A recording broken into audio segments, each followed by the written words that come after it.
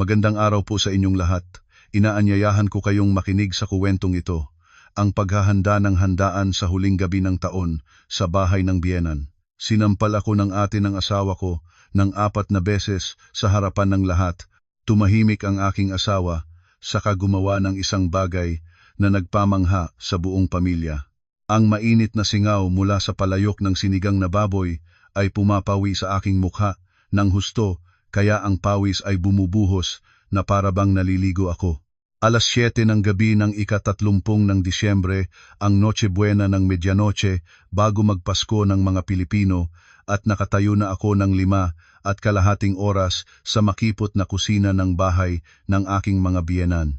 Mag-isa akong naghanda ng 16 na tradisyonal na pagkain, mula sa lechon, embutido, lumpiang Shanghai, nilagang manok na may dahon ng pandan hanggang sa pinakbet at kare-kare.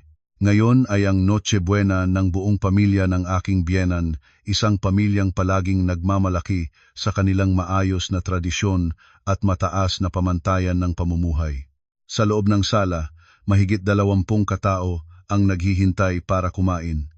Kinuha ko ng sandok ang huling mangkok ng sabaw, maingat na binudburan ng dahon ng sibuyas at kinsay na pino ang hiwain. Pagkatapos, dala-dala ko ang bawat bandeha ng pagkain papunta sa sala. Ang ingay ng tawanan at kwentuhan sa sala ay biglang tumahimik nang ayusin ko ang mga plato at kutsara sa mesa. Ang aking mga biyenan ay nakaupo sa pinakamarangyang lugar sa mesa. Ang mga tita, tito at mga pinsan ay sunod-sunod na umupo. Ang aking asawa na si Andres, isang abalang Chief Operating Officer ng isang kumpanya ng medikal na kagamitan, ay kasalukuyang pumasok sa bahay pagkatapos ng huling business trip ng taon. Tumingin siya sa akin ng may pagmamahal at gustong lumapit para tulungan, ngunit mabilis na hinawakan ng aking biyenang babae ang kanyang braso at pinaupo siya na nagsasabing hindi kailangang makialam ang mga lalaki sa mga gawaing pangkusina. Nagsimulang magtagay ang buong pamilya. Hinuhubad ko na sana ang aking basang salawal ng kusina para umupo sa sulok ng mesa na nakalaan para sa mga manugang nang biglang may malakas na tunog mula sa kabilang mesa.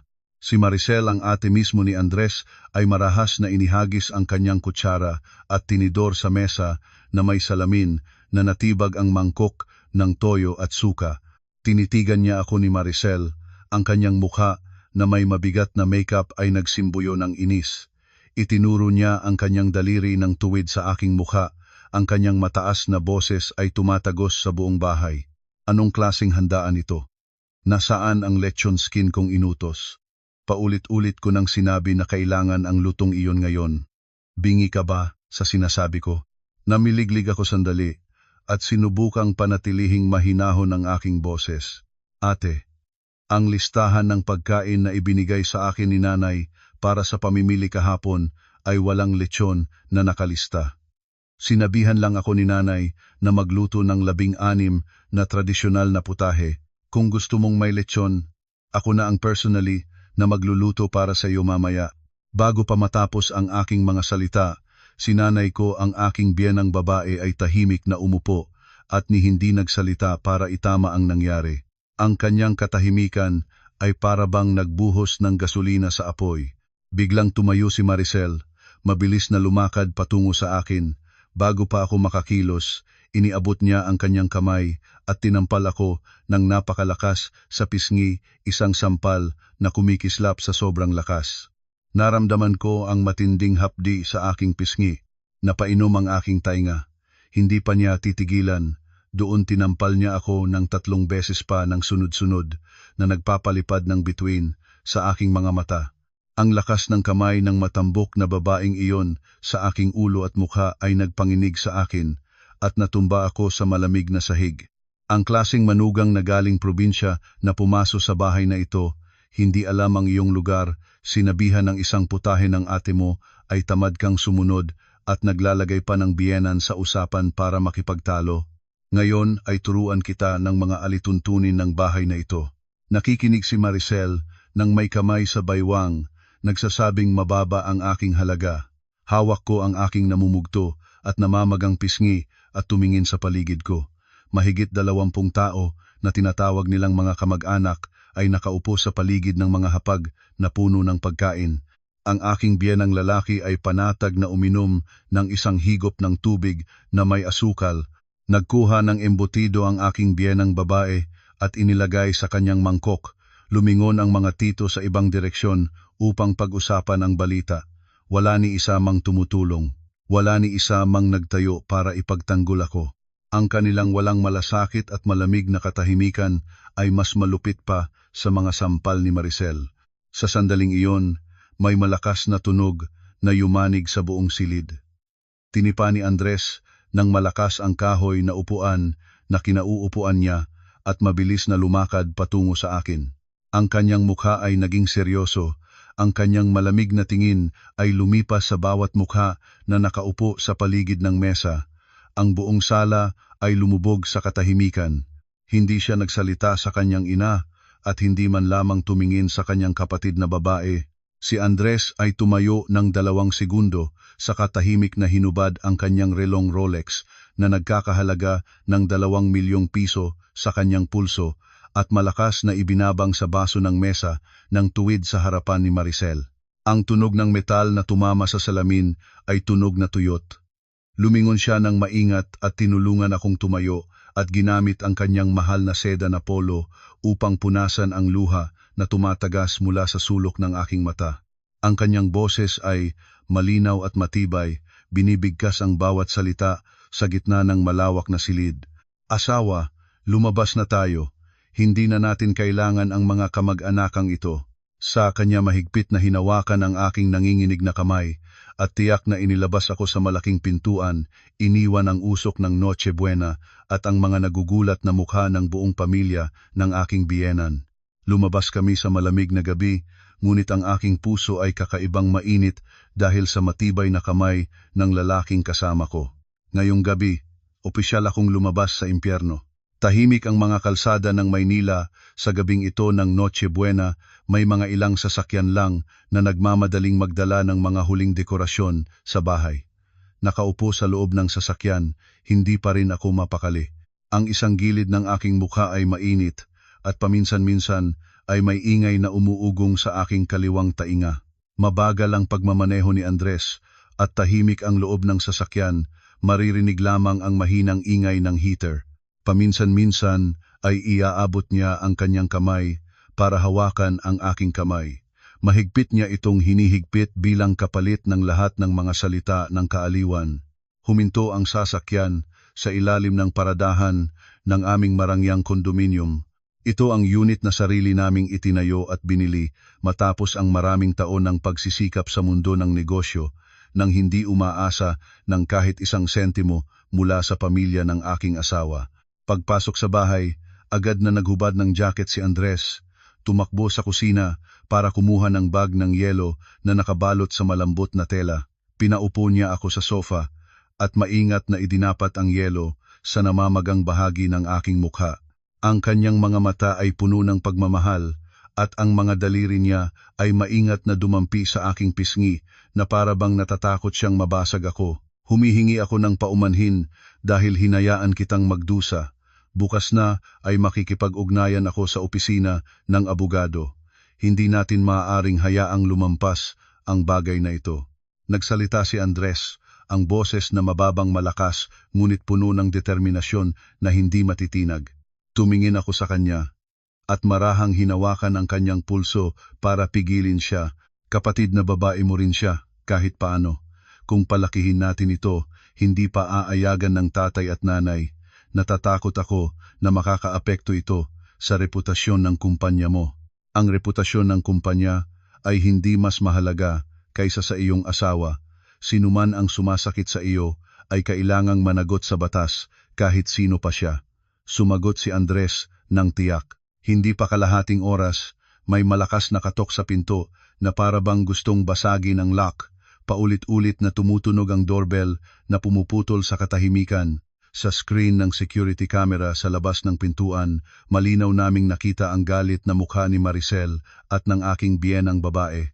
Noong nitid ni Andres, marahang tinapik ang aking balikat at humakbang palabas para buksan ang pinto. Ginamit niya ang kanyang mataas na katawan para hadlangan ang pasukan at hindi pinalabas ang sinuman para pumasok. Nanay at ate, anong ginagawa ninyo dito ngayon na ganitong gabi? Kung para bumati ng maligayang Pasko ay hindi kami tumatanggap ng bisita ngayon. Malamig na sinabi ni Andres. Sinalubong ng aking biyenang babae ang kanyang tungkod nang tuwid sa mukha ni Andres at malakas na sumigaw. Napakagaling mo. Dahil sa isang babaeng iba ang dugo ay nangahas kang kumilos ng walang galang sa pamilya, itinapon ang buong handaan at umalis. Ngayon ay ipalabas mo ang iyong asawa dito at ipailalim sa paghingi ng tawad kay Maricel agad. Ang moralidad ng bahay na ito ay hindi nagpapahintulot sa manugang na magmataas sa atin ng asawa. Si Maricel na nakatayo sa tabi ay sumunod din, ang kanyang pagmumukha ay puno ng kapalaluan. Iniisip mo bang dahil direktor ka ay magagawa mong lahat ng gusto mo? Hindi marunong ang asawa mo, tinuruan ko siya bilang kapalit ng aming mga magulang anong mali doon. Sabihin mo sa kanya na lumabas dito at humingi ng tawad, kung hindi ay huwag mo akong sisihin kung paparalisihin ko ang iyong reputasyon sa mga kapitbahay. Tiklop ang mga kamay sa dibdib ni Andres, ang kanyang tingin sa kanyang ina at kapatid na babae, ay wala ng kahit isang punla ng init ng pagmamahal sa pamilya. Tahimik at matibay ang kanyang boses. Una, ang aking asawa ay nagluto ng 5 at kalahating oras nang walang kahit isang pagkakamali. Ang pagsasagawa ni Ate Maricel ng pag-aabuso ay paglabag sa batas. Pangalawa, ang moralidad ng pamilya ay hindi ginagamit para takpan ang gawi ng pagmamalupit. Pangatlo, ang bahay na ito ay binili ng mag-asawa. Ang nanay at ate ay walang karapatang tumayo dito at humingi ng paumanhin mula sa sinuman. Anak, nangahas kang sabihin iyon sa sarili mong ina. Niyakap ng aking biyenang babae ang kanyang dibdib, humihingal at sinadyang magpakita ng kahinaan para magdulot ng presyur. Si Andres ay hindi pa rin nagbigay. Palagi akong nagbibigay ng respeto sa nanay, ngunit hindi ko pahihintulutan ang sinumang yumapak sa dignidad ng aking asawa. Ate Maricel ay maghanda na para tumanggap ng patawag mula sa hukuman. Ngayon, paalisin na ninyo ang inyong mga sarili bago pa ako tumawag sa seguridad ng condominium para sa paglikha ng gulo. Pagkasabi nito, humakbang pabalik si Andres at malakas na isinara ang pinto ng tuwid sa harapan ng dalawa. Ang tunog ng electronic lock ay nagpalit, ganap na inihiwalay ang ingay at kawalang katarungan mula sa labas. Lumingon si Andres sa akin, ngumiti ng nagpapakalma. Alam niya na nagsisimula pa lamang ang labang ito, ngunit pinili niyang tumayo sa aking tabi, matibay at malakas tulad ng isang malaking bundok na nagtatanggol sa lahat ng bagyo.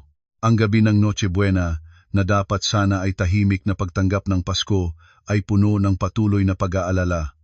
Ang Viber group ng malaking pamilya na may mahigit 40 miyembro ay patuloy na nagpapadala ng mga abiso. Mga mensahe ang lumabas sa screen nang maliwanag na may lahat ng uri ng puna at paghatol. Sumulat si Tito Bong. Andres, mali na ang ginawa mo.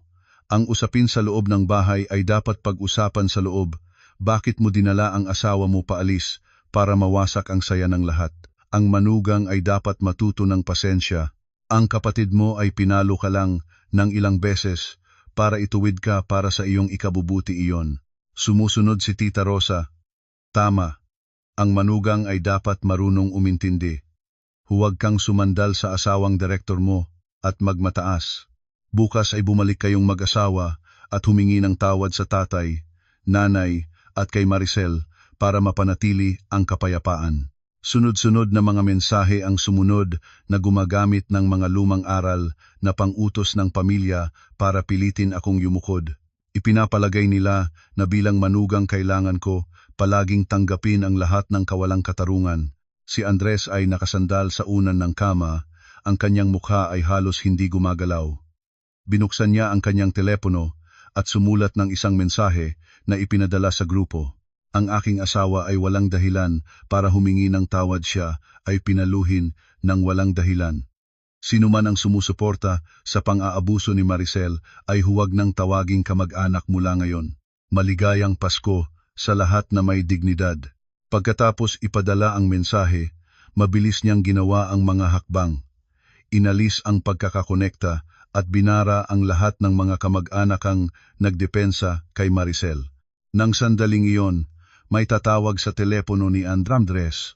Ito ay ang numero ng kanyang tatay. Binuksan ni Andres ang speaker para marinig ko rin.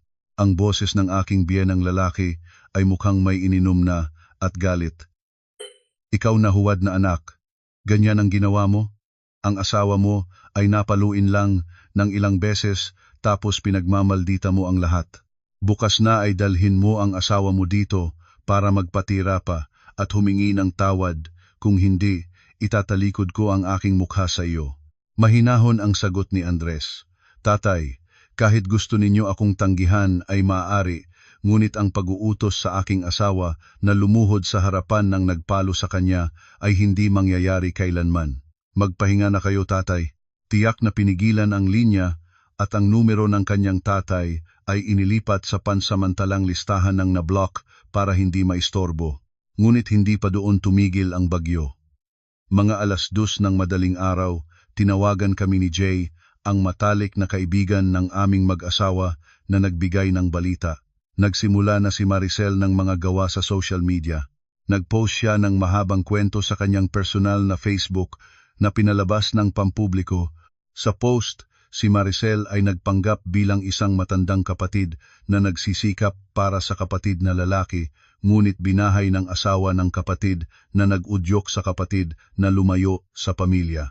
Binago ni Maricel ang katotohanan, inilalarawan kung paano ako naging walang galang, naghagis ng pagkain sa mukha ng ate biyenan, at nagsinungaling na pinaalis ni Andres ang kanyang ina at kapatid na babae sa kanilang tahanan sa kalagitnaan ng gabing Noche Buena. Sa ilalim ng post, maraming kaibigan at mga taong hindi nakakaalam ng katotohanan ang nagpunta para magkomento at magsumpa sa aming mag-asawa. Nang may malupit na salita, tiningnan ko ang post at ang aking dibdib ay nanigas sa galit. Si Maricel ay talagang isang matuso at mapanlinlang na babae, marunong gamitin ang simpatya ng mga netizens, ngunit hindi natinag ang aking asawa. Nagsuot si Andres ng jacket, pumunta sa kanyang desk at binuksan ang laptop. Nag-access siya sa security camera system ng condominium at kinuha ang video nang nabinight ang eksena kung saan hinila ni Maricel at ng aking biyenang babae ang pintuan at nagsigaw habang kalmadong hiniling ni Andres na umalis sila. Pagkatapos ay kinuha niya ang telepono at malapit na kinunan ang aking mukha ang namamaga at namumugto na may malinaw na mga bakas ng mga daliri sa ilalim ng maliwanag na ilaw. Sumulat siya ng matibay na post sa kanyang personal na pahina. Ang katotohanan ay palaging nangangailangan ng ebidensya, hindi ang mga luha ng isang mapagsamantala.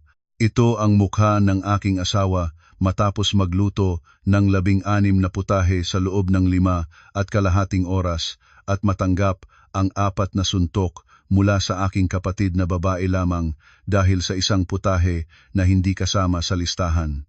Nasa ibaba ang video ng kapatid na iyon at ng aking ina na pumunta sa aming pribadong tahanan, ginamit ang marahas na salita at pinilit ang aking asawa na humingi ng tawad. Ako ay COO, ngunit una sa lahat ay asawa. Sinumang sumalakay sa aming munting pamilya ay gagamitin ko ang batas para kausapin. Ang relong Rolex na 2 milyong piso na iniwan ko sa hapagkainan ngayong gabi ay katumbas ng pagtanggal ng lahat ng ugnayan sa mga taong walang pusong iyon. Ang counterattack ni Andres ay agad na nagdulot ng malaking pagbabago sa sitwasyon. Ang malinaw na larawan ng sugat at ang matibay na video ay nagbasag sa lahat ng mga akusasyon ni Maricel. Ang katotohanan ay unti-unting nabubunyag sa harap ng lahat, nagbabala ng isang walang humpay na legal na pakikipaglaban sa mga unang araw ng bagong taon. Ika-1 araw ng bagong taon, ang hangin ng tagsibol ay sumasalaylay sa bawat bintana ng salamin, nagdadala ng konting lamig ng simula ng taon. Sa karaniwan, ay ito ang panahon ng pagtitipong pamilya, ng pagsusunog ng insenso sa altar ng mga ninuno para humingi ng kapayapaan at kaunlaran. Ngunit ang unit ng aming mag-asawa ay lulubog sa isang nakakaalam na puno ng tensyon. Magdamag hindi ako nakatulog, ang namamaga sa aking kaliwang pisngi ay naging mapusyaw na asul. Bawat galaw ng mga kalamnan ng mukha ay nagdudulot ng matinding sakit na nagtatambos sa mga buto.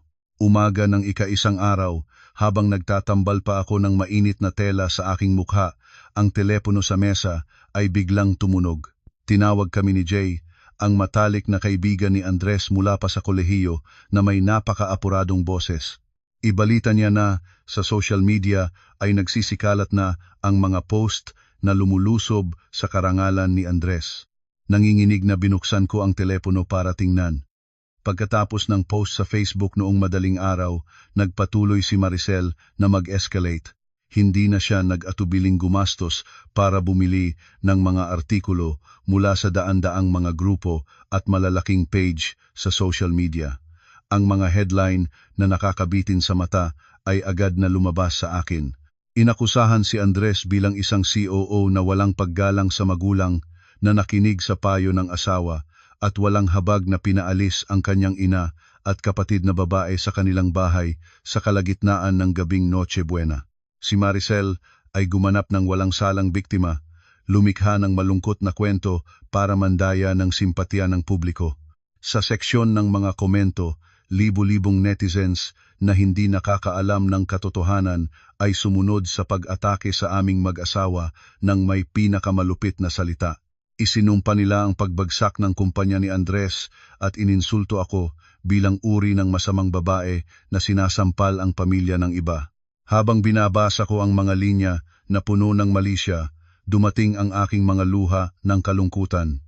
Hindi ako natakot na sisihin ako ng mundo, ngunit lubos akong nasasaktan nang makita ang reputasyon at karera ng aking asawa na itinayo niya sa pamamagitan ng napakaraming pawis at luha ay ginagamit ng kanyang sariling laman at dugo para siraan. Nang makita niya akong umiiyak, lumapit si Andres at niyakap niya ako ng buo.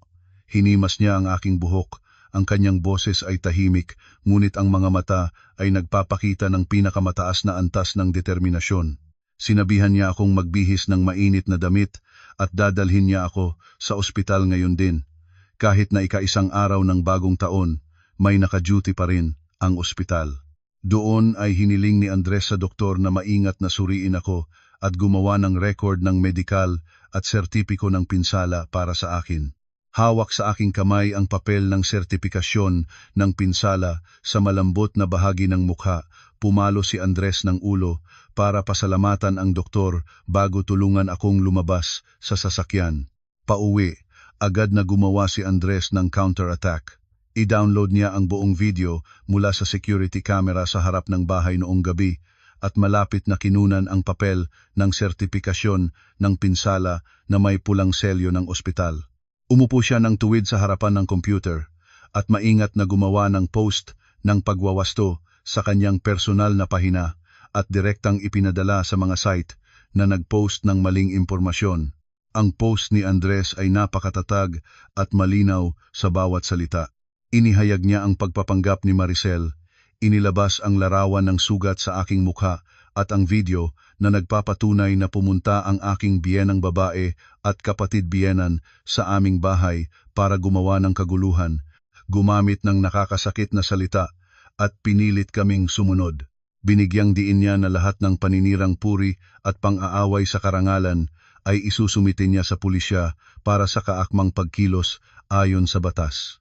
Ang matibay at hindi mapagpasinungalingang mga ebidensya ni Andres ay agad na nagbago ng opinyon ng publiko.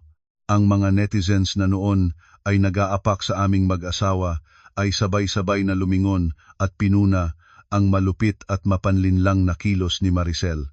Nagalit sila sa ugali ng ate biyenang nagmamalaki sa kanyang kapangyarihan at sabay-sabay na nagpahayag ng malakas na suporta sa pagkilos ni Andres para ipagtanggol ang kanyang asawa. Sa kalagitnaan ng pagbabago ng opinyon ng publiko, ang telepono ni Andres ay muling tumunog. Sa pagkakataong ito, ay mula sa numero ng aking biyenang babae. Mahinahon na ibinukas ni Andres ang speaker. Ang boses ng aking biyenang babae ay tumawid, hindi na katulad ng pagmamalaki kagabi kundi sa halip ay puno ng galit na hinaluan ng pagkalito. Hiniling ng biyenang babae kay Andres na alisin ng lahat ang mga post, sinabihan ang anak na pinagkaliwanagan ang pamilya at nagbanta na tatawagin ang mga kamag-anak para talikuran siya kung hindi siya susunod. Ang kanyang biyenang lalaki ay maging pumasok sa linya gamit ang moralidad para pilitin si Andres na sumuko. Sinasabi na ang pagtatalo ng kapatid ay normal lang na pangyayari. Mahinahon at tapat ang pagtugon ni Andres sa bawat salita ng kanyang mga magulang. Malinaw niyang idineklarang mula ng itaas ni Ate Maricel ang kanyang kamay laban sa kanyang asawa. Ang relasyon ng kapatid ay ganap na natapos na. Nagsalita si Andres nang direkta sa kanyang mga magulang na ang moralidad ng pamilya ay hindi ginagamit para protektahan ang mga gumagawa ng masama. Ang kanyang matulis na mga salita ay nagpatigil sa kabilang dulo ng linya. Tiyak na nagputol si Andres ng tawag. Ang kanyang mga mata ay matibay na nakatingin sa walang tiyak na lugar sa harapan. Handa na siyang salubungin ang lahat ng bagyo at alon para pangalagaan ang kapayapaan ng aming munting pamilya. Habang ang gabi ng ika-2 araw ng bagong taon, ang katahimikan sa loob ng aming bahay ay minsan pa na binasag ng sunod-sunod na tunog ng doorbell. Tumingin si Andres sa screen ng kamera at bahagyang nanipi ang kanyang kilay. Ang taong nakatayo sa labas ay walang iba kundi si Romel, ang asawa ni Maricel, ang bayaw ni Andres. Si Romel ay nakadamit ng maayos na negosyong damit. May daladalang mamahaling basket ng regalo para sa bagong taon. Ang kanyang mukha ay may kalahating ngiti na puno ng pagmamataas at kalkulasyon. Binuksan ni Andres ang pinto. Malamig ang saloobin, ngunit nagpapanatili ng pinakamababang antas ng pagiging magalang. Inimbitahan si Romel na umupo sa sala. Gumawa ako ng mainit na tsaa at inilatag sa mesa, saka lumayo at umupo malapit sa aking asawa. Si Romel ay walang pakundangang nag-ilaw ng sigarilyo, naglabas ng puting usok saka nagsimula ng usapan. Binago niya ang kanyang ekspresyon. Tinanaw si Andres nang may tingin ng isang taong nagiging pabor sa ibaba nito. Tinapik ni Romel ang mesa nang may puno ng kapangyarihang boses. Tahasan niyang sinabi na pumunta siya doon para hikayatin si Andres na bawiin ang kaso laban kay Maricel. Iginiit ni Romel na ang mga pagtatalo ng kababaihan ay normal lang at ang paggawa ni Andres ng malaking gulo ay masasaktan lang ang sarili niya. Para dagdagan ang bigat ng kanyang mga salita, nagsimulang gamitin ni Romel ang usapin ng ekonomiya bilang banta. Binanggit niya ang kontrata ng supply ng medikal na kagamitan na ang kanyang pribadong klinika ay kasalukuyang pinirmahan sa kumpanyang pinamumunuan ni Andres bilang COO. Malakas na nagbanta si Romel na kung si Andres ay hindi marunong, agad niya itong kanselahin ang kontrata, lilipat sa pakikipagtulungan sa kompetidor na kumpanya at magpapakalat ng masamang impormasyon para sirain ang reputasyon ng negosyo ni Andres. Kumpiyansa siyang naniniwala na sa pagkawala ng deal na ito, ang kumpanya ni Andres ay magiging mas mahirap at si Andres mismo ay mahigpit na mapaparusahan ng lupon ng mga direktibo. Sa pakikinig ng mapagyabang na mga banta ng bayaw, si Andres ay hindi nagpakita ng kahit isang kulay ng takot. Sa kabaligtaran, ang kanyang labi ay bahagyang natangon na bumubuo ng isang ngiting mapaghamak na puno ng pang-uuyam. Kinuha niya ang kanyang tasa ng tsaa at dahan-dahang uminom, saka direktang tumingin sa mga mata ni Romel. Tapat na inilantad ni Andres ang katotohanan tungkol sa kontratang ginagamit ni Romel bilang tukso. Sinabi niya kay Romel na ang kita mula sa maliit na pribadong klinikang iyon ay hindi umabot sa kahit 1% ng taunang kita ng kanyang kumpanya. Ang dahilan kung bakit pumayag si Andres na pumirma ng kontrata ng supply para kay Romel noon ay ganap na dahil sa pagiging magalang sa pagkakapatid sa pamilya at maging inibigay pa niya ang pinaka-espesyal na diskwento para tulungan si Romel sa negosyo. Pinatunayan ni Andres na ang pagkansela ni Romel ng kontrata ay hindi lamang hindi magpapahina ng isang sentimo sa kanyang kumpanya, kundi si Rommel pa ang magiging may obligasyong magbayad ng malaking halaga ng parusa sa paglabag ng kontrata ayon sa mga legal na probisyon na nilagdaan na. Ang mukha ni Rommel ay agad na nagbago mula sa pagmamalaki hanggang sa pamumutla. Ngunit hindi pa doon titigil ang parusa ni Andres.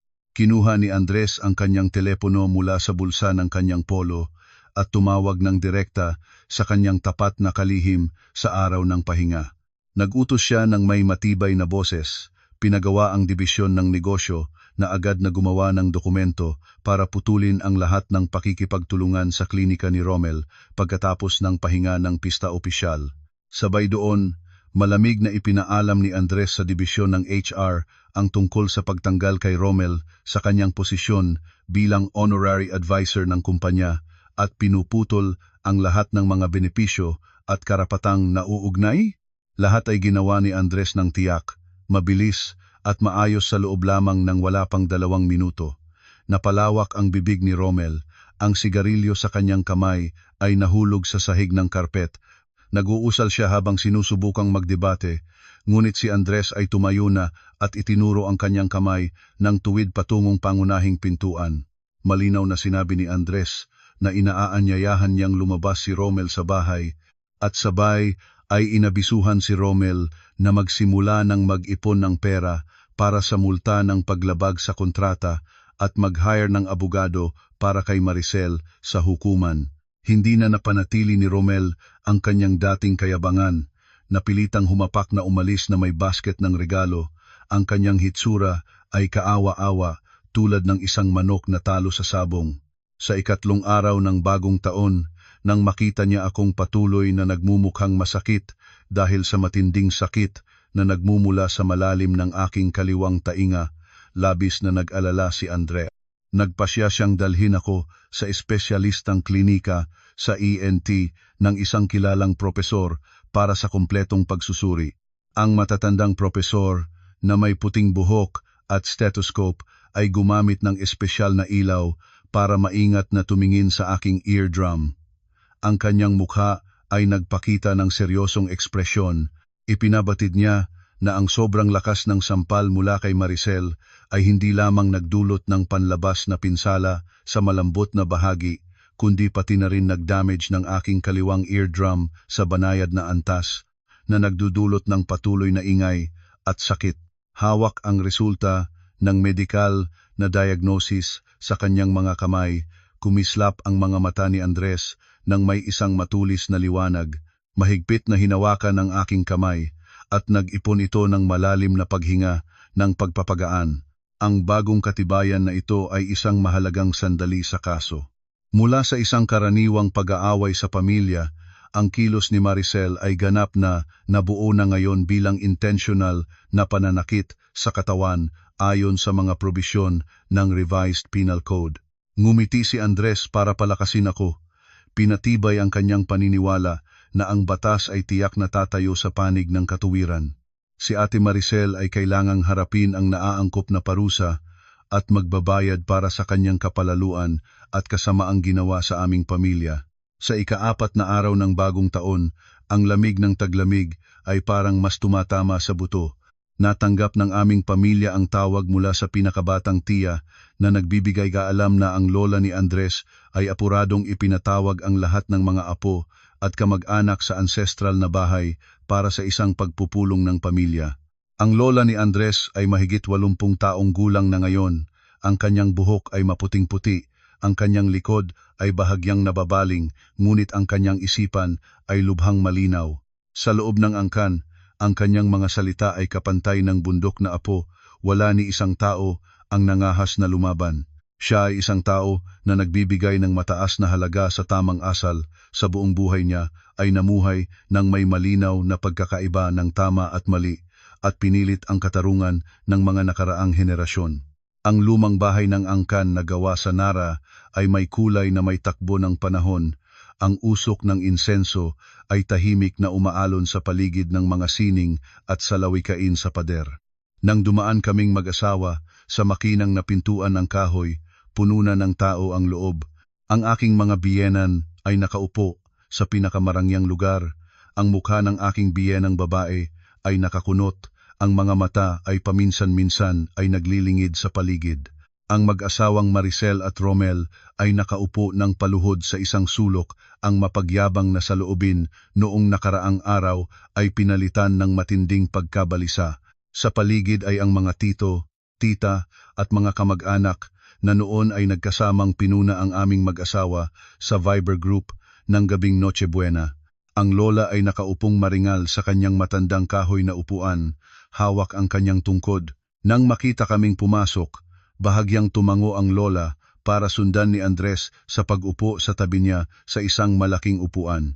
Ang buong silid ay tahimik na, katulad ng wala, maririnig lamang ang hangin na humihiyaw sa labas ng bintana. Bahagyang tinapik ng lola ang kanyang tungkod sa sahig ng terakota at bumulahaw para magsimula. Hiniling ng lola sa lahat na ilarawan ng malinaw ang buong pangyayari sa gabing Noche Buena nang walang kasinungalingan kahit isang salita. Agad na sumiksik pasulong ang aking biyenang babae, piniling magsalita muna. Sinibaang niya ang katotohanan, ginamit ang malupit na mga salita para isalin sa akin ang lahat ng kasalanan. Nagsabi ang aking biyenang babae na ako ay naging walang galang, naghagis ng mga plato, nagpakita ng saloobing walang pinag-aralan sa pamilya ng asawa. Nagdepensa siya na si Maricel ay nagkamali lamang ng kamay na bahagyang tinampal ang aking pisngi ng isang beses para turuan ako, ngunit ang aming mag-asawa ay pinalaki ang usapin at nilansagin ang reputasyon ng pamilya sa social media. Nagtapon din si Maricel ng ilang luha ng buwaya, umiyak at nagdadaing na nagpapanggap na siya ang nagdusa ng labis. Nakikinig si Andres sa kanyang ina at kapatid na babae nang nagsisinungaling nang walang pagbabago ng ekspresyon ng kanyang mukha. Inantay niyang matapos ang kanilang palabas bago mahinahon na tumayo. Maayos na nagtanong ng pahintulot ni Andres mula sa lola at pagkatapos ay inilabas mula sa kanyang file folder ang dalawang papel na may pulang selyo ng tertiary na ospital. Malakas niyang inilapag ang mga ebidensyang ito sa mesa ng kahoy sa harapan ng lahat. Malinaw na ibinunyag ni Andres ang bawat detalye. Mula sa pagluluto ko ng 5.5 oras nang walang pahinga hanggang sa pag-angkin ni Maricel ng putahe na wala sa listahan at pagpaluin ako ng 4 na beses na nagpapalipad ng mga bituin sa aking mga mata. Inilabas niya ang sertipiko ng pinsala na nagsasaad na ang aking kaliwang eardrum ay naapektuhan, kasama ang mga litrato na kinuha mula sa security camera na nagpapakita na nagpunta sina Maricel at ng aking biyenang babae sa aming pribadong tahanan para gumawa ng gulo. Sa harap ng maliwanag na ebidensya, ang mga kasinungalingan ng aking biyenang babae at ni Maricel ay nabunyag ng walang awa, ngunit hindi pa rin nagpapahinga ang mga kamag-anak. Ang tiyuhin sa panig ni Romel ay agad na tumayo, ginamit ang mataas na boses ng mga matatanda para pilitin ang aming mag-asawa. Sinabi niya na ang mga pag-aaway sa loob ng pamilya ay normal at hiniktong si Andres na para sa kapakanan ng pamilya ay hayaan nang lumipas ang lahat. Pilitin ako na lumunok ng mapait na pait, bawiin ang kaso para mapanatili ang karangalan ng magkabilang angkan. Nang matapos na ang mga salita ng tiyuhin, malakas na natawa si Andres, isang mapait at mapaghamak na tawa. Inilibot niya ang kanyang mga mata sa mga mukha ng lahat na nakaupo sa paligid ng mesa at malinaw na nagdeklara ng isang desisyon na nagpamangha sa lahat. Palagi kayong nagbubukas ng bibig para pag-usapan ang pamilya. Magkano ang halaga ng pamilya para sa inyo? Ang anak ni Tio Ernesto na nagtatrabaho sa aking kumpanya bilang manager susunod na buwan ay papalayasin ko siya dahil sa kakulangan ng kakayahan. Ang halagang 500,000 piso na hiniram ni Tita Nena para itayo ang kanyang bahay na 2 taon na ang nakalipas at hindi pa nababayaran bukas ay magpapadala ako ng abogado para bawiin ang utang ayon sa takdang oras. Lahat ng kontrata sa supply ng materyales na kinukuha ng kumpanya ng tiyuhin sa aking kumpanya opisyal na kinakansela ko ang lahat. Hindi ko aalugunin ang mga taong nabubuhay sa pagpapawis ng aking noo, ngunit nagkakasamang yumaon sa karangalan ng aking asawa. Ang buong silid ay nagulat, ang mga bulong at tsismis ay agad na natahimik. Ang mga taong kakapag-aral lang ng moralidad ay namutla ngayon, nagpiling tumingin sa lupa at hindi na nangahas na magsalita. Alam nila na si Andres ay isang taong tumutupad ng sinasabi niya, hawak niya ang lahat ng economic lifeline ng malaking pamilyang ito. Sa sandaling iyon ay tumayo ang lola. Malakas niyang tinapik ang kanyang tungkod sa sahig ng malakas para alingaw-ngaw ang tunog sa buong lugar. Tuwid niyang itinuro ang kanyang kamay sa mukha ng aking biyenang babae. Ang boses ay matanda ngunit may hindi matutumbasang kapangyarihan. Pinagalitan ng lola ang aking biyenang babae bilang isang babaeng walang pagkaalam, nagpapatawad sa masamang gawi ng kanyang minamahal na anak, nang aapi sa mabait at masunuring manugang. Tuwid na idineklarang ang bahay na ito ay walang uri ng apo at kamag-anak na magalaw ang kamay sa kapwa miyembro ng pamilya tulad ni Maricel.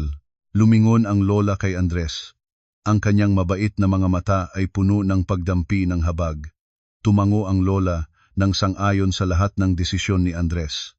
Inutos ng lola kay Andres na kumilos ayon sa batas. Ang nagkasala ay dapat magbayad ng parusa at ganap na hindi dapat hayaang hamakin ang batas sa pamamagitan ng bulag na pagtatakip.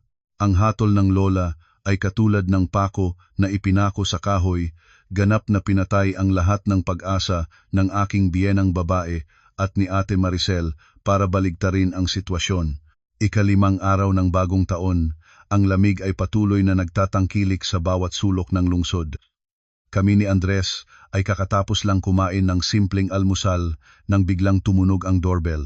Tumingin ako sa kamera at nakita ang aking mga biyenan, kasama ang Tita Loring, ang kapatid na babae ng aking biyenang babae. Si Tita Loring ay isang babaeng buong taon na nagtatrabaho ng pagod sa kanilang lugar sa probinsya, bihirang makialam sa mga usaping panibahay sa Maynila. Ang kanyang pagpapakita sa oras na ito ay lubos na nagulat sa amin ni Andres. Nagdalawang isip si Andres sandali bago nagpasya ring buksan ang pinto at inimbitahan ang lahat na pumasok. Malayo sa matapang at mapang-aping sa loobin ng mga nakaraang araw, ngayon ang aking biyenang babae ay nagpapakita ng pakikiusap at atubiling nakatayo sa likod ng aking biyenang lalaki. Pagpasok ni Tita Loring sa pintuan, ang kanyang mukha na tila na pagod ay nagpapakita ng labis na pagod. Hindi siya nag-abalang magpaligoy-ligoy, direkta sa akin, at hinawakan ang aking mga kamay na malamig. Ang kanyang mga mata ay nagdidilim, ang kanyang boses ay patong-patong ng pagsisisi. Yumuko si Tita Loring, at tapat na humingi ng tawad sa akin, bilang kapalit ng mapanghimagsik na kilos ng kanyang kapatid na babae at pamangkin. Sinabi niya na sa loob ng ilang araw sa probinsya ay narinig niya ang mga tsismis ng mga kamag-anak at nakita ang mga balita sa social media. Lubos siyang nahiyang maramdaman ang pagkabigo ng kanyang sariling budhi nang makita ng aking biyenang babae ang kanyang kapatid na humihiling ng tawad sa manugang. Nagalit siyang gustong magsalita. Ngunit bago pa siya makapagbukas ng bibig, biglang nag-ikot si Tita Loring at tumingin ng tuwid sa mukha ng kanyang kapatid na babae nang may matulis na tingin na puno ng galit. Huminga ng malalim si Tita Loring at malinaw na idineklara na hindi lamang siya pumunta doon para humingi ng tawad kundi para ibunyag ang isang nakakakilig na sikreto na inilibing ng 10 taon na. Isang sikreto na ginamit ng aking biyenang babae ang lahat ng estratehiya para itago para sa personal na pakinabang. Ang boses ni Tita Loring ay umalingaw-ngaw sa katahimikang sala, ang bawat salita ay tulad ng martilyo na tumatama ng direkta sa hangin ng pamilyang matagal nang nabasag. Ikinwento ni Tita Loring ang kwento ng 10 taon na nakalipas nang bigla ay nagkasakit ang lola ni Andres at kailangan ng malaking halaga ng pera para sa operasyon ng puso. Noon ay nagpa siyang ipagbili ng pamilya ang lupa ng ninuno sa harapan ng malaking kalye na nagkahalaga ng 15 milyong piso. Ang aking biyenang lalaki, dahil busy siya sa pag-aalaga sa lola sa ospital, ay ibinigay ang buong karapatang hawakan ang pera sa aking biyenang babae. Gayunpaman, ang aking biyenang babae ay nagsagawa ng isang nakakakilig na bagay sa pondo.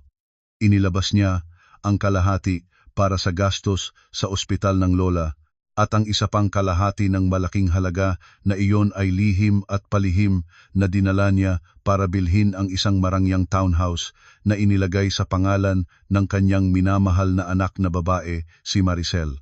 Nagdepensa ang aking biyenang babae na kailangan ng anak na babae na may maayos na handog sa pag-aasawa para hindi siya hamakin ng pamilya ng lalaking mapapangasawa.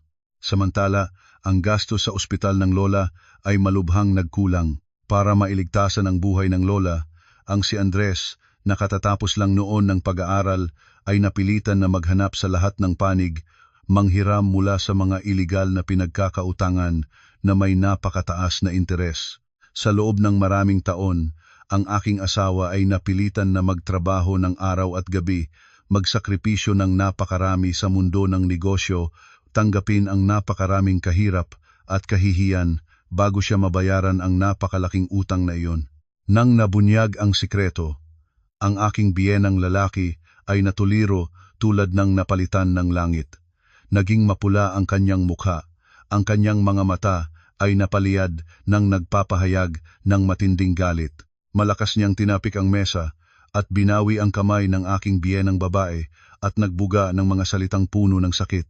Hindi niya makapaniwala ang kanyang kabahaging nagsilbing kasama sa pagtulog sa loob ng maraming dekada ay makakayang maging malupit at sakim hanggang sa lawak ng pagkuha ng pera para sa buhay ng kanyang sariling biyenang babae para bilhin ng bahay para sa anak na babae. Ang aking biyenang babae ay nanginginig at lumubog sa sahig, umiyak at nagpapalusot. Ang bibig ay patuloy na nagdedepensang ginawa niya ang lahat iyon dahil sa pagmamahal sa kanyang anak na babae. Lumingon ako kay Andres, ang aking puso ay parabang pinipiga ng isang kamay.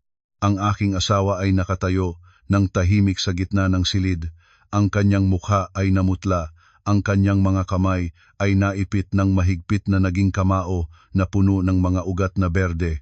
Ang kanyang mga mata ay wala ng galit pinalitan ng pinakamataas na antas ng pagkabigo. Isang napakalaking sakit nang malaman niya na ang mga tao ng kabataang kahirapan niya ay nagmumula sa ganid at malupit na pagkamakasarili ng kanyang sariling ina. Kinailangan niyang magbayad ng kabataan, pawis at dugo. Habang ang kapatid niyang walang puso ay nakaupong panatag, nagtatamasa ng maayos sa ibabaw ng sakripisyo ng kapatid, humakbang pabalik si Andres ng isang hakbang. Itinuro ang kanyang kamay patungong pintuan, ang kanyang boses ay paos at wala nang kahit isang kulay ng pagmamahal sa pamilya. Inutos niya sa kanyang mga biyenan na agad na umalis sa kanyang bahay, dalhin ang kanilang kasinungalingan at kadungisan. Idineklarang mula ngayon ay wala na siyang papel bilang anak ng kanyang ina. Ang pamilyang ito, para sa kanya, ay namatay na 10 taon na ang nakalipas. Ang aking biyenang lalaki ay natitisod sa paglakad, hinila ang aking biyenang babae palabas sa pintuan sa kabila ng kahihiyang bumababa. Si Tita Loring ay tumalikod din, nagpunas ng luha, at sumunod, iniwan sa silid ang isang katahimikang nakakakilabot. Ang init ng tahanan ng pamilya ng biyenan ay ganap ng gumuho. Ang mga bitak mula sa kailaliman ay pumutok, at wala ng paraan para maibalik pa. Patuloy na humihip ang hangin ng malamig sa bawat sanga ng mga puno sa kalsada. Mula nang ibunyag ni Tita Loring ang nakakakilig na sikreto ng aking biyenang babae, ganap na nabagsak ang kapaligiran ng pamilya ng biyenan. Ang katotohanang ang pera mula sa pagbebenta ng lupang isinagawa para mailigtasan ang buhay ng lola ay nilustay ay naging nakamamatay na suntok sa nalalabing tiwala ng aking biyenang lalaki. Hindi pa natapos ang bagyo sa loob ng bahay, ang social media naman ay patuloy na kumukulo ng malakas. Ang online community ay sa wakas ay nakita ang tunay na mukha ni Maricel sa pamamagitan ng matibay na ebidensya na ibinigay ni Andres. Ang mga grupo na noon ay nang insulto sa aming mag-asawa ay sabay-sabay na lumiko. Hinahanap nila ang personal na pahina ni Maricel at pinagbibintangan ng isang bituin ang pribadong klinika ni Romel at nagiiwan ng libu-libong mga nagagalit na komento na humihiling ng kaakmang parusa ng batas para sa manloloko. Ang presyur mula sa publiko ay napakalaki, kaya napilitan si Romel na pansamantalang isara ang klinika at mag-post ng abiso ng walang tiyak na petsa ng pahinga para maiwasang masamsam. Hindi matiis ang lindol ng mga salita ng publiko, napilitan si Maricel na mag-post ng isang may ikling linya sa Facebook, umaming nagpainit siya ng ulo at nagpadala ng isang pangkalahatang paghingi ng tawad upang mapawi ang sitwasyon. Ngunit ang isang pinilit na walang laman na paghingi ng tawad ay hindi maaaring takpan ang kasalanan na ginawa niya. Sa ika-8 araw ng bagong taon, dumalo kami ni Andres at nagdala ng mga prutas at regalo para bisitahin ang lola sa ancestral na bahay. Pagkatapos ng sobrang malaking shock mula sa makasarili at malupit na manugang, lubos na bumaba ang kalusugan ng lola. Nakahiga siya ng palihis sa kanyang kahoy na kama, ang kanyang mukha ay puno ng malalim na mga kulubot ng kalungkutan. Nang makita kaming ni Andres na pumunta, nagsumikap siyang umupo, at kinawayan si Andres na lumapit. Mahal na hinimas ng lola ang mukha ng kaniyang talentadong apo na napakaraming pagkukulang ang tinanggap mula sa kanyang sariling mga magulang. Inutos ng lola sa aming mag-asawa na mabuhay ng mabuti at ganap na huwag mag-alala tungkol sa mga gawaing lobo ng mga masasamang kamag-anak.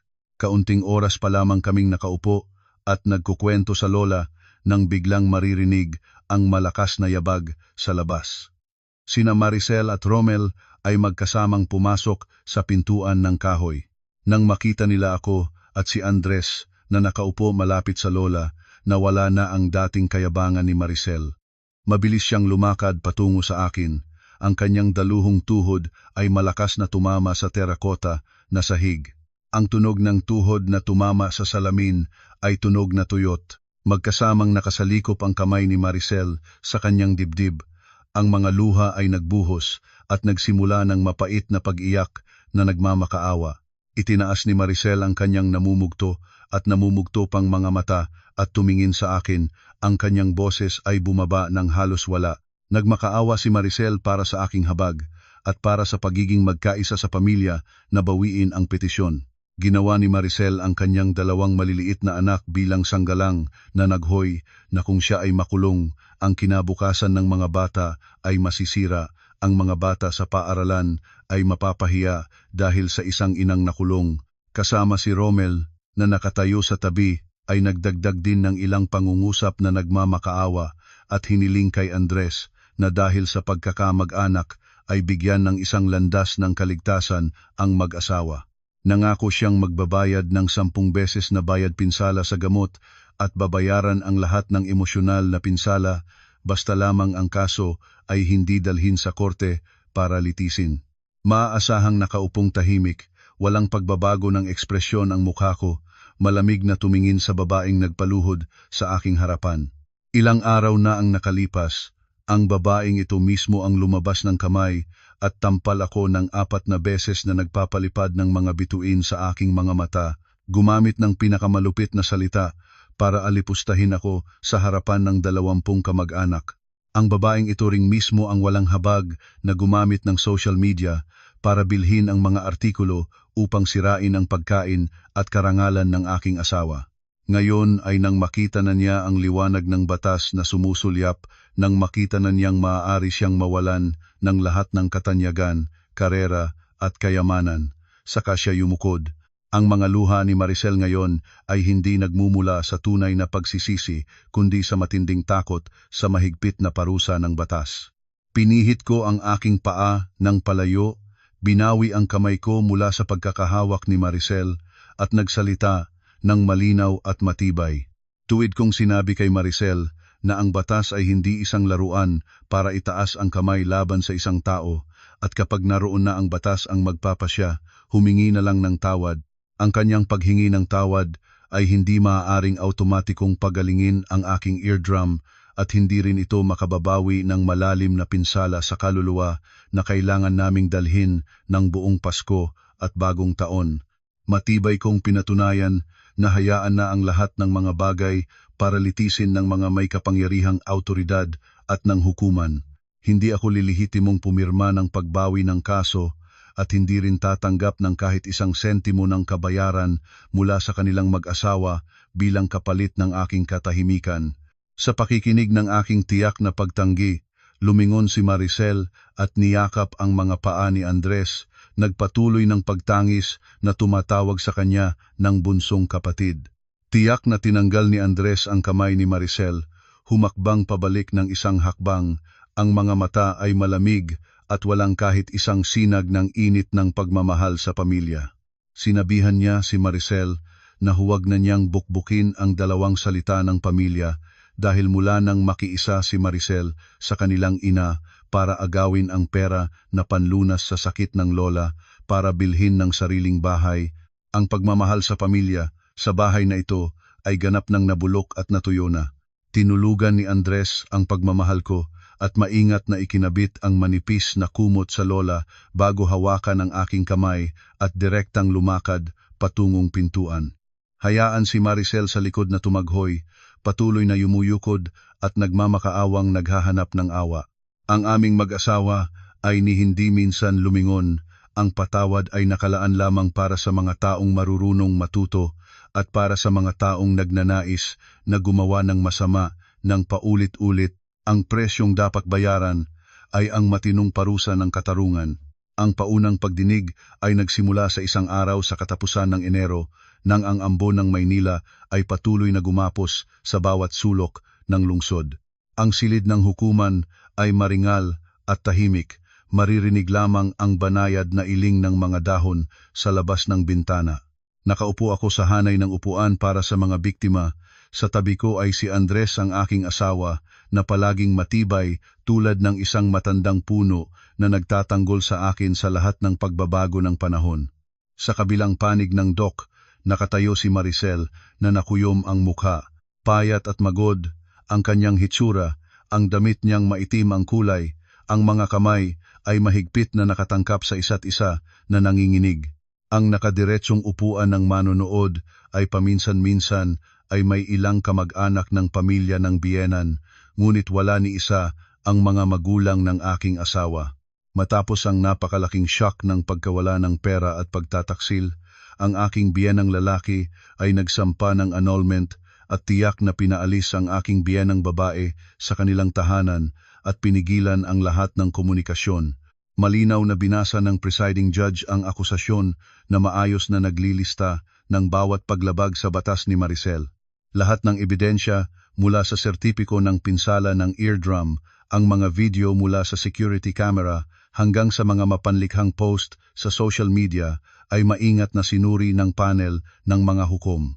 Para mas mapalakas ang objectivity ng kaso, ang aming abogado ay nag-invite ng dalawang mahalagang saksi.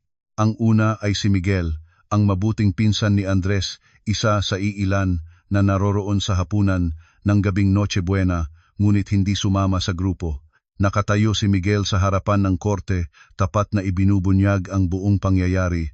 Malinaw na ikinuwento niya ang eksena, kung saan si Maricel ay nagmamalasakit ng walang dahilan at iniabot ang kamay niya para tampal ako ng 4 na nakamamatay na suntok. Habang ang buong malaking pamilya ay nanonood, ngunit nagpapanatili ng malamig at walang malasakit na saloobin.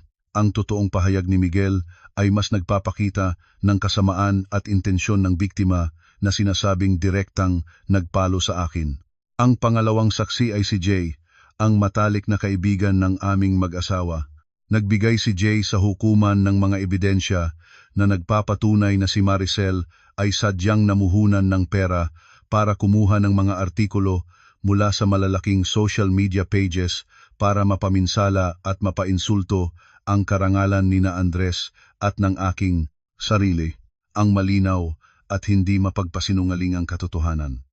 Sa harap ng matibay na argumento ng aming abogado at matibay na ebidensya, si Maricel ay walang salitang maipagtatanggol ang sarili.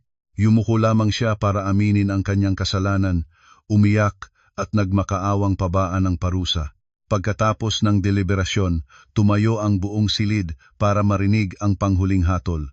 Ang hukom ay nagpasya na parusahan ang biyenang si Maricel ng 3 buwang pagkabilanggo, ngunit pinayagan na panatilihin ang kondisyonal na parusa na may 6 na buwang probasyong panahon dahil sa kasong intentional na pang-aatake sa katawan. Sabay doon, siya ay pinarusahang administratibo at pinagmultahan ng pera at pinilit na alisin ang mga post, mag-publish ng pagwawasto at pampublikong paghingi ng tawad dahil sa gawin ng pagpapaminsala ng karangalan ng ibang tao sa online space. Bukod pa, kinailangang bayaran ni Maricel ang mga pinsalang medikal at moral na ginawa sa akin na ang halaga ay 150,000 piso at kinailangan niyang mag-publish ng artikulo ng pagwawasto at pampublikong paghingi ng tawad sa lahat ng media. Ang hatol na puno ng pagkaunawa at katuwiran ay ang naaangkop na suntok ng katarungan na dumating sa kapalaluan at paghamak sa batas ng malupit na Ate Bienang ito. Sa hapon ding iyon, umalis si Maricel sa hukuman ng may nakakatulirong kalagayan at ang hatol na administratibo tungkol sa mga post ay isinalagak sa pamamagitan ng pamamaraan ng pagbabayad ng multa at pampublikong pagwawasto. Nag-iisip na matapos na ang lahat ng bagay, ang aming pamilya ay mababalik na sa mga mapayapang araw, ngunit ang punong nagnanais ng katahimikan ay patuloy na niyayaog ng hangin. Ang aking biyenang babae, ang babaeng pinaalis sa bahay matapos malantad ang kanyang sikreto ay gumamit ng huling tira ng kanyang masamang paraan para maprotektahan ang kanyang minamahal na anak na babae. Alam na hindi mapapabago si Andres at lumakad siya ng daan-daang kilometro para hanapin ang aking sariling tahanan sa labas ng Maynila. Sa oras ng dusk, nang ang mga kapitbahay sa paligid ay naglalakad-lakad, biglang lumabas ang aking biyenang babae sa harapan ng pintuan ng bahay ng aking mga magulang. Hindi siya nagring ng doorbell kundi direkta ring lumuhod sa semento ng kalsada, umiyak at nagtangis ng husto na para bang may nagbabala ng napakalaking kalamidad. Ginamit niya ang taktika ng moral na pananakot, sinadyang gumanap ng papel ng isang aapi at mahirap na biyenang babae na nagmamakaawa sa pamilya ng manugang para magbukas ng landas ng habag. Binulyawan niya ang buong kapitbahayan. Inakusahan ako ng pagiging isang mapanlinlang na manugang na nagtatago sa aking asawa at nagpapakulong sa Ate Bienan na nagpasama sa pagkasira ng pamilya ng kanyang asawa. Ang layunin niya ay malinaw manghiram ng bibig ng publiko, manghiram ng presyur mula sa mga kapitbahay na hindi nakakaalam ng katotohanan para pilitin ang aking mga magulang na makipag-usap sa akin na gumawa ng kahilingan para mabawasan ang hatol at maalis ang kaso para kay Maricel. Ang aking mga magulang ay mga simpleng tao at nang makita nila ang biyenang babae na nagpaluhod sa harapan ng kanilang pintuan ay nalito sila at hindi alam kung paano sasagutin. Sa mismong sandaling iyon, ang sasakyan ng aming mag-asawa ay nagkataong dumating. Nang makita ang maling palabas ng aking biyenang babae, sumabog ang galit sa loob ko. Binuksan ko ang pinto ng sasakyan, bumaba, at direktang lumakad sa kanyang harapan. Walang kahit isang pagkakataon ng pag-atras, itinaas ko ang aking boses ng malinaw at matibay para marinig ng lahat ng kapitbahay ang buong katotohanan ng kwento. Tuwid akong tumingin sa mga mata ng aking biyenang babae at tapat na inilantad ang kanyang pagpapanggap. Ikinuwento ko ng malinaw kung paano tinampal ng kanyang anak na babae ang aking katawan, kung paano nila pinanirang puri ang aming mag-asawa sa social media. Lalo na, hindi ako nag-atubiling hayagang ibunyag kung paano niya mismo ninakaw ang pera para sa gamot ng lola para bilhin ng sariling bahay para sa kanyang anak na babae na nagdulot ng kaguluhan sa pamilya at paghingi ng annulment ng kanyang asawa. Malinaw ko na idineklarang ang batas ay may malinaw na hatol. Ang nagkasala ay dapat magbayad ng parusa at walang sinumang makatatawid sa batas gamit ang karaniwang moralidad. Ipinagbawal ko sa kanya na mula ngayon ay huwag na itong lumakad para guluhin ang pamilya ng aking mga magulang kahit isang beses pa kung hindi ay magpapadala ako ng reklamo sa pulisya para sa gawa ng paglikha ng gulo sa publiko. Ang aking matulis na mga salita ay katulad ng isang timba ng malamig na tubig na itinatapon ng tuwid sa mukha ng aking biyenang babae. Naunawaan ng mga kapitbahay ang sitwasyon at sabay-sabay na nagbulong-bulungan at pinuna at sinumpalang walang delikadeza ng gawi ng sakim na babae. Alam na hindi na magagawa ang pagpapanggap, ang aking biyenang babae ay nagsiksik na bumalik at umalis, tinatakpan ang kanyang mukha sa kabila ng mga tingin ng paghamak. Ang huling taktika ng moral na pananakot ay ganap na nabigo.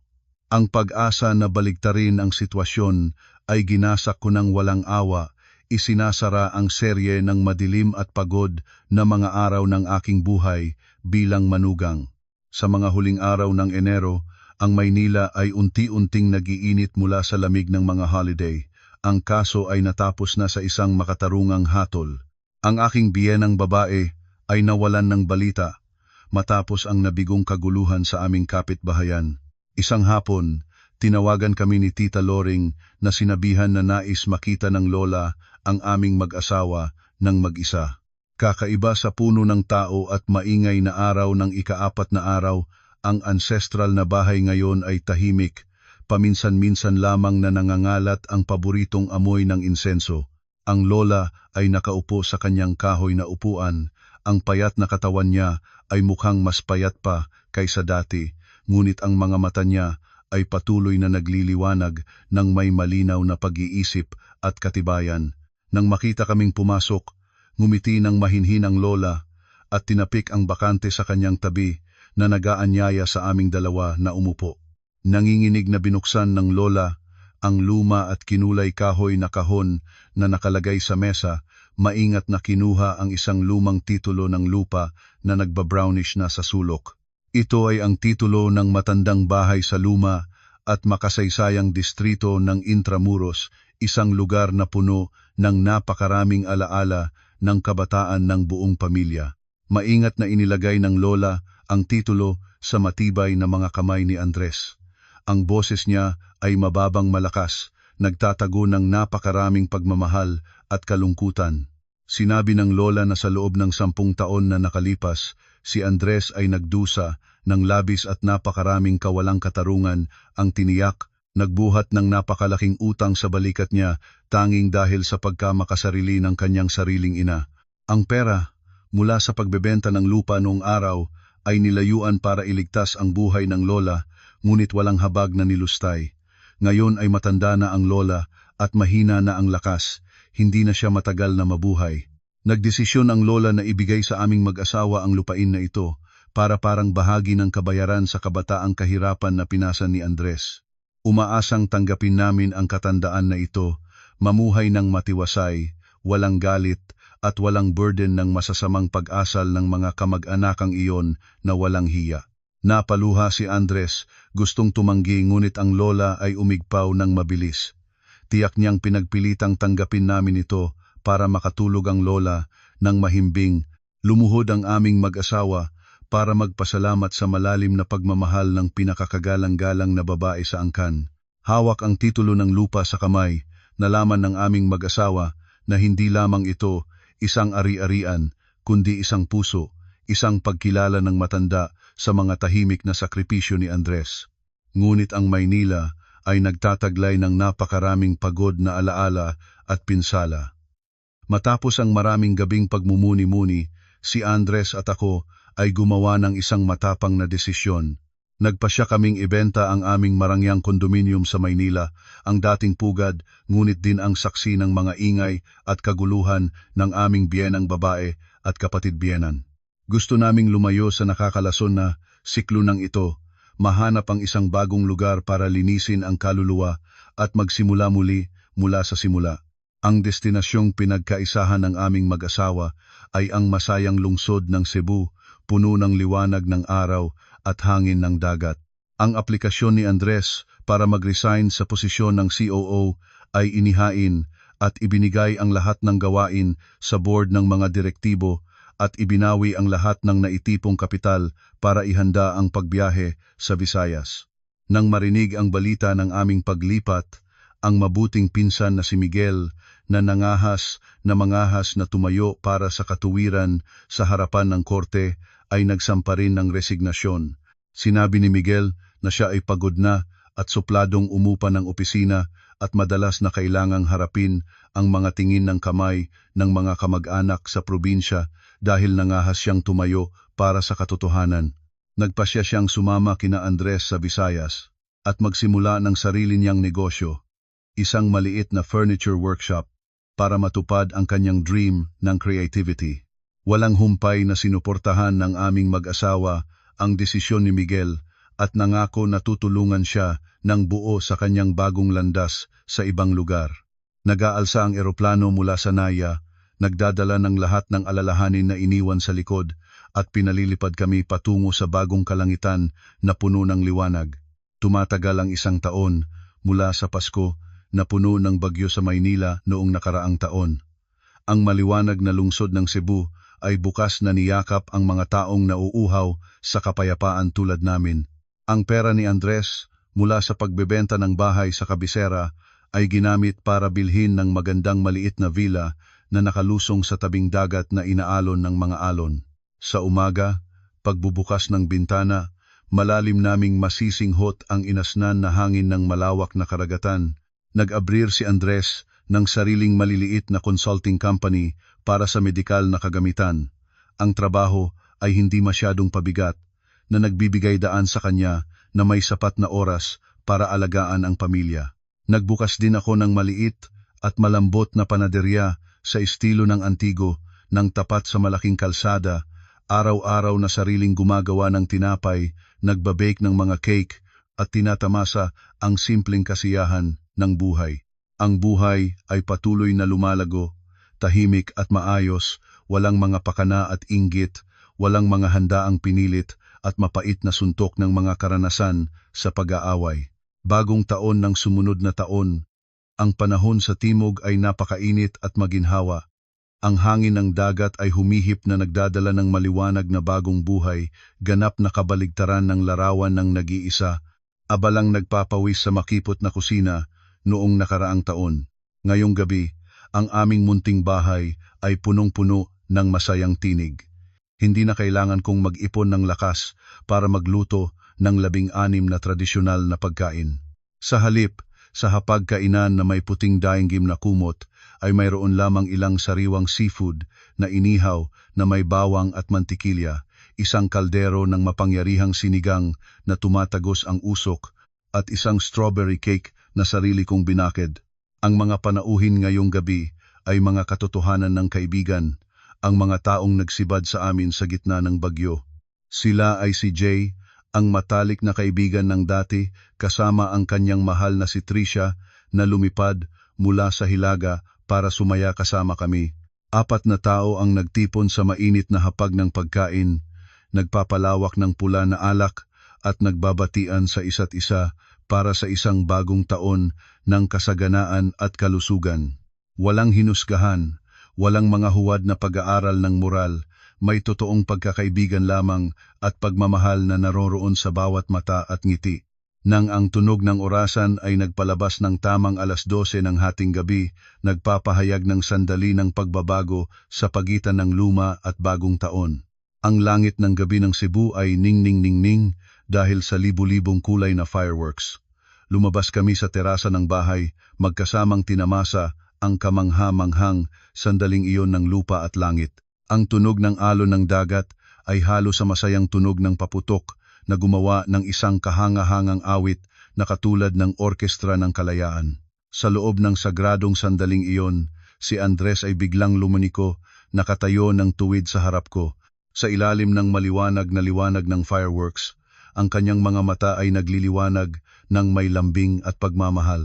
Dahan-dahan siyang lumuhod sa isang tuhod sa terasa, maingat na kinuha mula sa bulsa ng kanyang barong ang isang pulang maroon na velvet na kahon. Sa loob ng kahon ay isang kamangha-manghang brilyante na singsing na nagliliwanag ng maganda. Mahigpit na hinawakan ni Andres ang aking kamay, ang kanyang mababang malakas na boses ay tumaas ng malinaw, bawat salita ay umalingaw-ngaw kahit sa kasagsagan ng fireworks sa kalawakan. Nagpapasalamat siya sa akin dahil nangahas akong hawakan ang kanyang kamay at dumaan sa pinakamaliwanag at pinakamadilim na bahagi ng buhay. Nagpapasalamat siya dahil hindi ko pinabayaan ng niyaog na bagyo. Malinaw niyang hiniling ang pahintulot na ikasal muli sa akin para magsimula ng isang bagong kabanata ganap at kumpleto. Walang kalayuhan ng mapansamantalang mga gawi, may kalayaan lamang at walang hanggang pagmamahal ng dalawang tao. Ang mga luha ng kaligayahan ay dumalo mula sa sulok ng aking mga mata, nahihirapan sa pag-usad. Ngumiti ako ng maliwanag at tumango. Isinuot ni Andres ang singsing sa aking kaliwang panalangin daliri, at tiyak na tumayo at niyakap ako ng mahigpit sa kanyang dibdib. Ang matamis na halik ay nagiiwan ng lasa ng isang maliwanag na kinabukasan. Nakatayo sa dalampasigan na may amihan, alam ko na ang dilim ng nakaraan ay ganap nang nawala. Isang bagong buhay malaya, marangal at puno ng pagmamahal ay tunay na namumukadkad at naghihintay sa aming harapan. Ang mga alon ng dagat ng timog ay tahimik na umalon sa aming munting mapayapang pugad na mag-asawa. Ang naghasik ng masama ay sa katapusan ay nakatanggap ng naaangkop na parusa para sa kanilang walang katapusang kasakiman. Ang pamilya ay tunay na nagiging tahanan lamang kung itayo ito sa pagrespeto at pagmamahal. Minsan, ang tapang na putulin ang nakalason na relasyon sa pamilya ay ang tanging landas para mahanap ng tao ang tunay na tagsibol ng kanyang buhay. Maraming salamat sa inyong lahat sa pagbibigay ng inyong mahalagang oras para marinig ang kwentong ito. Kung natuklasan ninyo ang mga pagbabagong ito na may kabuluhan, mangyaring pindutin ang button na mag-subscribe sa channel para patuloy kayong makatanggap ng mga kwentong puno ng kabuluhan. Nais kong magbigay sa inyo at sa inyong mga pamilya ng magandang kalusugan at kapayapaan sa lahat ng bagay.